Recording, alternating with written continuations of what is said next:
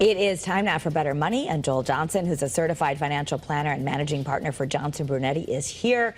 And today we're talking about a retirement checkup. We know we should get our health checkup. This is a retirement checkup. Got to have a retirement checkup every once in a while. Some people are working longer, some people are retiring earlier than they expected to, so it's good to get a checkup. It's good to have a little checklist. We're going to talk about some of the most important things that people can do to make sure they're prepared for retirement. Okay, so the first thing is you plan your retirement date, like what age you think you're going to retire. Right, and this has been interesting because with COVID and the changing workforce, a lot of people 10 years ago said, well, I'm going to work till 65, and now that's changing. They might decide to work longer, they might decide to work for a shorter period of time.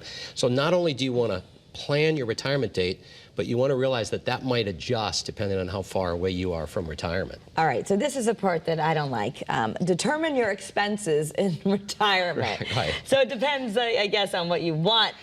Do you mean just write down at least the ones you have to pay, not the wants? I would say both. Okay. I would say both. So the basic needs, and sometimes we separate people's money out when we invest it to money that covers the basic needs and money that covers the wants. But you've got to cover the basic needs. So it's got to be food, shelter, maybe things that you're going to do with the grandkids. If it's a need, like maybe you're watching the grandkids while your kids work.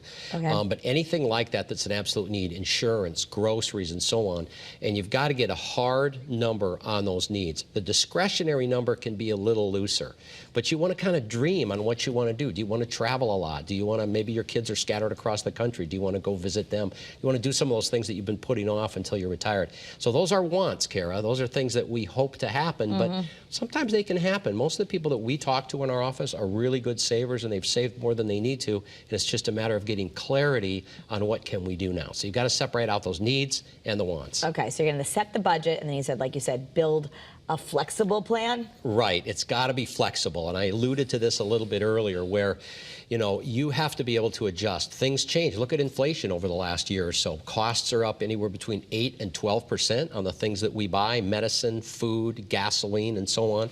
So you've got to be able to adjust a little bit. And there might come times where you have to cut back on those wants and focus on the needs because the price of the needs went up. Things will adjust. Inflation will get back to normal. But right now, it's a real challenge for people that are retired, and they need to realize that things need to be flexible. Okay, so to keep it simple, you have an offer for people. It's actually called the retirement checklist, and I know you go over a lot of this in here.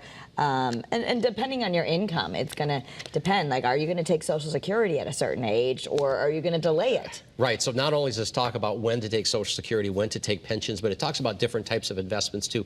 Depending on how somebody feels about the markets, they don't have to necessarily be in the markets if they've done a good job saving, but it covers all those things. So when you get the checklist and you go through your checklist, and sometimes if you have a partner or a spouse, maybe you both want to get a copy of the checklist, we'll be glad to send that to you, and then you can get clarity on the future and also be able to adjust like you mentioned. At what age should you start doing this? Like, how soon before you think you're going to retire? Definitely 5 years before retirement, but it doesn't hurt to start about 10 years before retirement. But you need to get that 5-year window before retirement and that 5-year window after retirement. That's where mistakes are the most costly. So you want to get a copy of this if you're 5 years or closer to retirement, or even within 5 years after retirement. Okay. But those that start earlier, the earlier start, the better. Okay, so there's stuff in here it talks about you may need a housing plan or two, lots of it. Again, this is free.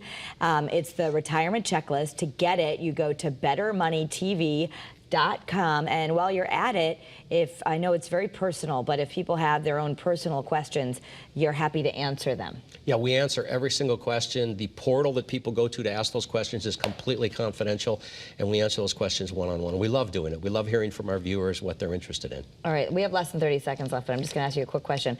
There's a lot of controversy. Are we in a recession? Are we not in a recession? We are in a recession. We're in a recession. I mean, they've created a new definition. Some people say we're not, but by the old definition of recession, which is 2 declining quarters of productivity in the country, we're in a recession. Okay.